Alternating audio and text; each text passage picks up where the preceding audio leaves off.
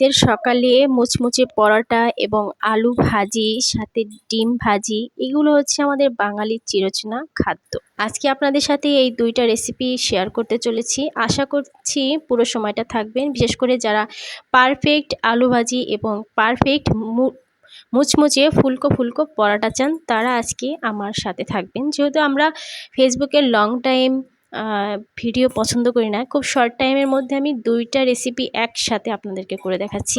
আলুটাকে ধুয়ে খুব ভালো মতো ধুয়ে পানি ঝরিয়ে নিতে হবে, যেহেতু নতুন আলু খুব অল্পতেই কিন্তু সিদ্ধ হয়ে যায়, পানি ছাড়তে হবে তাই।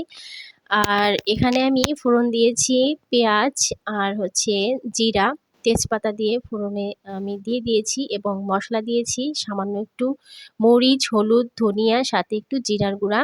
সবগুলো নেড়ে চেড়ে তারপর কিন্তু কাঁচামরিচটা দিচ্ছি। কাঁচামরিচটা আগে দিলে কিন্তু কাঁচামরিচ যে ফ্লেভার আছে সেটা নষ্ট হয়ে যায়। একটা জিনিস মনে রাখতে হবে, আলু ভাজি পারফেক্ট খেতে চাইলে এখানে খুব একটা মশলা ইউজ করা যাবে না এবং একদম পানি ইউজ করা যাবে না, সেই জন্যই পানিটাকে ঝরিয়ে নিতে হবে।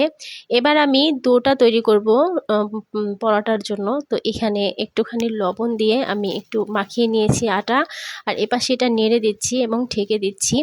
যেহেতু নতুন আলু একটু আঠা আঠা জাতীয় একটু বেশি হয়, সে কারণে কিন্তু ঘন ঘন নাড়তে হবে। আর এপাশে কুসুম গরম পানি নিয়েছি, হাতে সয় না এরকম পানি নিয়েছি আমি। আর এখানে আপনার 2.5 কাপের মতো আছে আটা। আপনার পরিবারে যতজন সদস্য যতটুকু বানাবেন সেই অনুযায়ী আপনি আটা নেবেন। আর আলু ভাজি প্রায় শেষের দিকে, তো আমি একটু আগেই ধনিয়া পাতাটা দিয়ে দিই, কারণ ধনিয়া পাতার যে ফ্লেভার, তাহলে সেই হচ্ছে যে ফ্লেভারটা ভিতরে ঢুকে যায় আর খুব মজা হয়। যে যাই বলুক, আমার কেন জানি পাটায় রুটি বানাতে ভীষণ রকমের ভালো লাগে, যেহেতু নড়াচড়া করে না, তো মাইন্ড করবেন না, যার যেরকম অভ্যাস। তো আমার কাছে কেন জানি ভালো লাগে এবং দ্রুত সময়ের মধ্যে আমি পরোটাগুলো বানিয়ে নিয়েছি।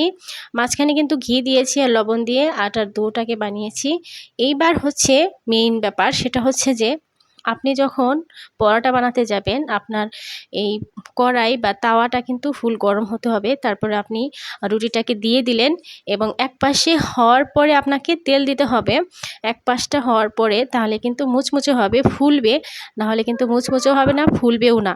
যখন এক পাশটা হয়ে আসবে তখন উল্টে পাল্টে আর একটা পাশ আমরা ভেজে নিব এবং এইরকম করে কিন্তু আমি সবগুলোকে ভেজে নিয়েছি। দুর্দান্ত স্বাদ হয়েছিল, কি বলবো, একদম বলার ভাষা নেই। তো এটা ছিল আমার শুক্রবার সকালের ভিডিও এবং আমার সাহেব তখন ঘুমিয়েছিল, উঠে খেয়ে তো সে এত খুশি হয়েছিল কি বলবো। আমার ছেলের খুবই পছন্দ। তো মা হচ্ছে এমন একটা প্রাণী, যে সন্তান একটা খাবার পছন্দ করবে সেটা মা তৈরি করবে না, সেটা তো হতেই পারে না। তো সবাই ভালো থাকবেন। আল্লাহ।